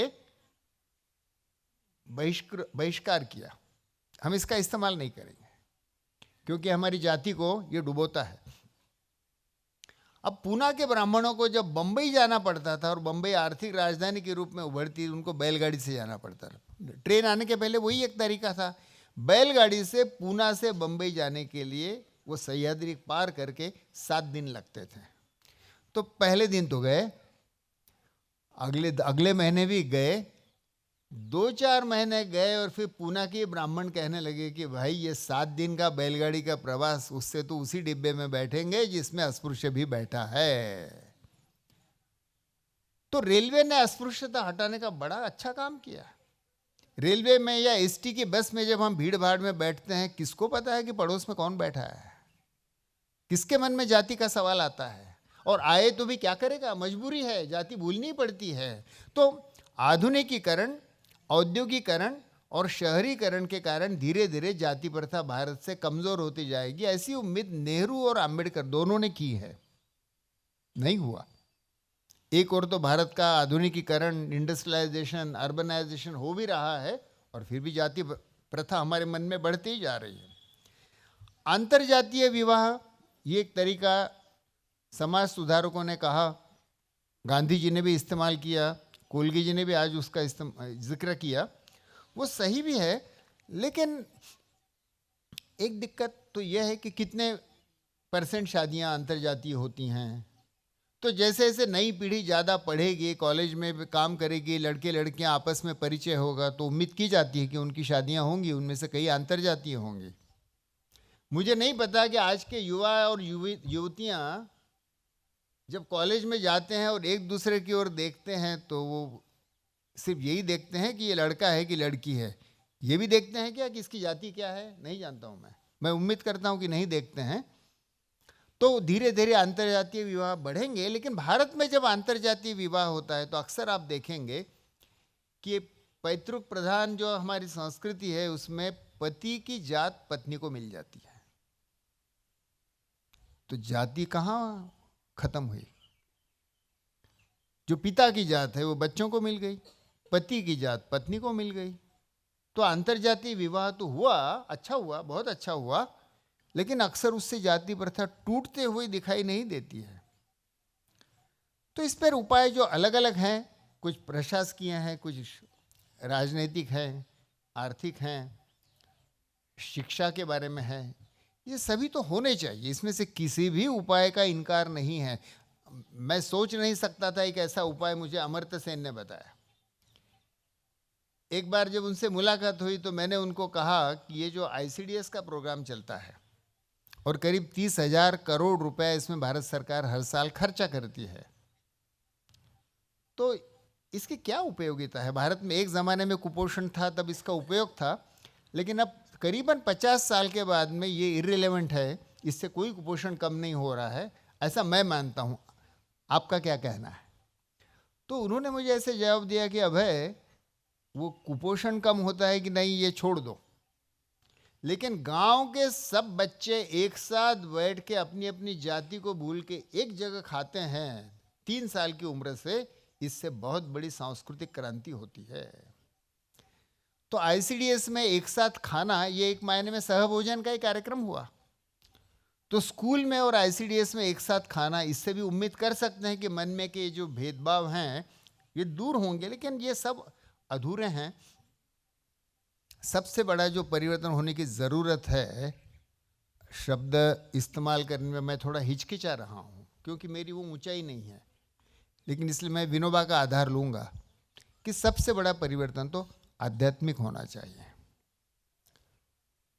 और इस देश में वर्ण व्यवस्था थी, इस देश में जाति प्रथा थी, ये शर्म की बात है, लेकिन इसी देश ने ये कहा है, गांधी जी ने एक बार कहा कि दुनिया भर की सब किताबें अगर डूब जाने वाली हो और एक ही किताब बचाने का मुझे मौका मिले तो मैं कौन सी किताब बचाऊंगा? तो उन्होंने कहा ईशावास्य उपनिषद। 18 श्लोक की किताब है। किताब कैसे कहें उसको, छोटा सा उपनिषद है 18 श्लोकों का। और विनोबा जी ने एक बार ये कहा कि वो सारी किताबें गीता वीता याद नहीं रहती हो तो छोड़ो, सिर्फ ईशावास्य उपनिषद को पकड़ो, और वो भी याद नहीं रहता होता 18 श्लोक भी, तो सिर्फ पहला श्लोक पकड़ो, और वो पहला श्लोक भी याद नहीं होता हो तो उसका जो पहला चौथाई चरण है बस उतना ही याद रखो। भारत के पूरे संस्कृति का और हिंदू धर्म का इसेंस उसमें आ गया। वो चरण क्या है? वो चरण है ईशावास्यमिदं सर्वम। पूरे विश्व में जो जो कुछ है उसमें हर जगह हर चीज में ईश्वर विराजमान है। हर चीज में ईश्वर विराजमान है तो हर इंसान में तो है ही है। और हर इंसान में अगर ईश्वर विराजमान है तो जाति का भेद कहाँ है रहा, और धर्म का भेद कहाँ रहा, और स्त्री पुरुष का भेद कहाँ रहा, और बूढ़े और जवान और बच्चों का भेद कहाँ रहा? सभी का आध्यात्मिक मूल्य एक जैसा है। और सिर्फ एक जैसा नहीं, मैंने गलत शब्द इस्तेमाल किया। विनोबा की एक साम्य सूत्र नाम की किताब है, पतंजलि के योग सूत्र है, वैसे विनोबा ने साम्य सूत्र रचे हैं। संस्कृत में है इसलिए हमको विनोबा से ही समझ लेना पड़ता है उसका अर्थ, लेकिन उसका पहला ही सूत्र उन्होंने जो किया है वो है अभिधेयम परम साम्यम।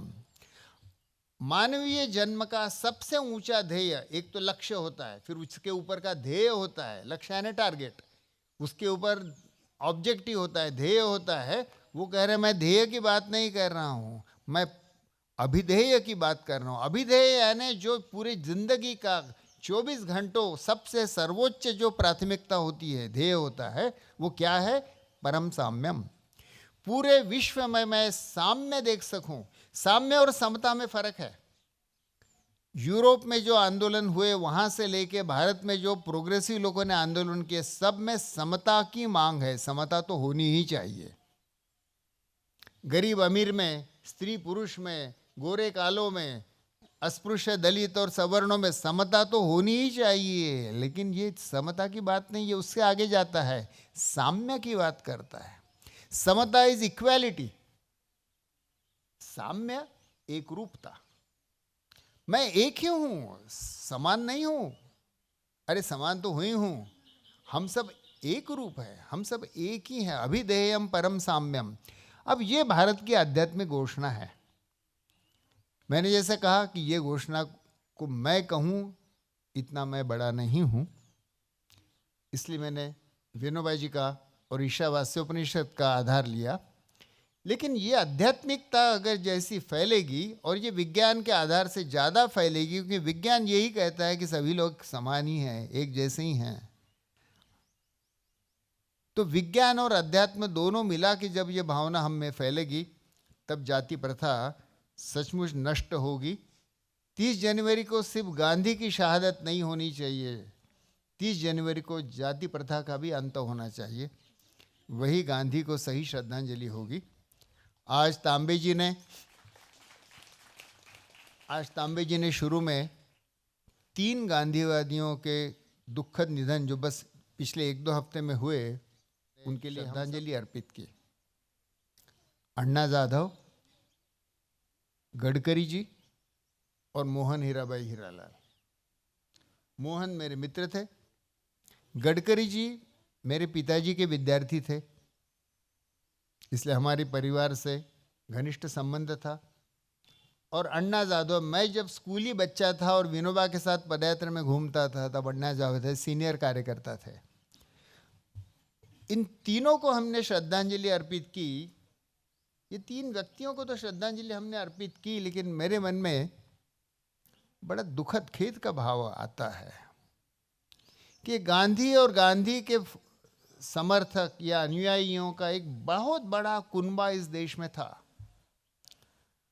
उसमें लाखों कार्यकर्ता थे, करोड़ों लोग थे। हर गांव गांव में आपको खादी पहनने वाला और टोपी, गांधी टोपी लगाने वाले 2-4 लोग तो मिल ही जाते थे। वहां से लेके सर्वोदयी कार्यकर्ता, वो भूदान में हो, खादी में हो, ग्रामोद्योग में हो, नशाबंदी में हो, हरिजन सेवक संघ में हो, एक बहुत बड़ा परिवार था। ये पेड़ सूख रहे हैं, पत्तियां गिर रही हैं, वैसे गांधीवादी कार्यकर्ता है, उनकी भी पत्तियां झड़ते झड़ते जा रही हैं। 3 पत्तियां झड़ी, उनको हमने श्रद्धांजलि दी। मुझे आशा और उम्मीद की बात यही है कि यहाँ बहुत बड़ी युवा पीढ़ी उपस्थित है, तो पुरानी पत्तियां तो झड़ेंगी, झड़ने वाली हैं। मैं उम्मीद करता हूँ कि आज के दिन यहाँ जो युवा पीढ़ी उपस्थित है, और 2 शिविर युवाओं के सेवाग्राम में हो रहे हैं, इस पीढ़ी में से, इन युवाओं में से नए गांधीवादी निकलेंगे, नए समाज परिवर्तन के कार्यकर्ता निकलेंगे, जो कहेंगे कि अभिधेयम परम साम्यम। धन्यवाद।